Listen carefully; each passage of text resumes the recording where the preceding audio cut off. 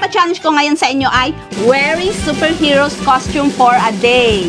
At nandito yung mga superheroes na bubunutin nyo para magiging costume nyo. Ito, Scarlet Witch, Wonder Woman. Hello? Wonder Woman!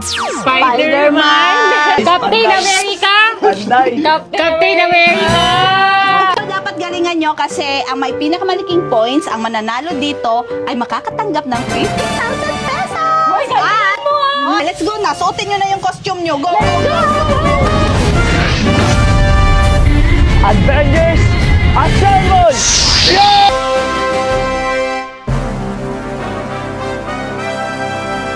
Ang first task nyo is ang pupunta sa mall at may 10 points agad kayo dito. O-order kayo ng mga food dyan sa mga kainan dyan sa taas.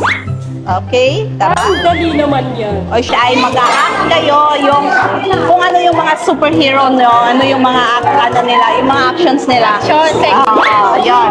Sa harap ng 10 tao.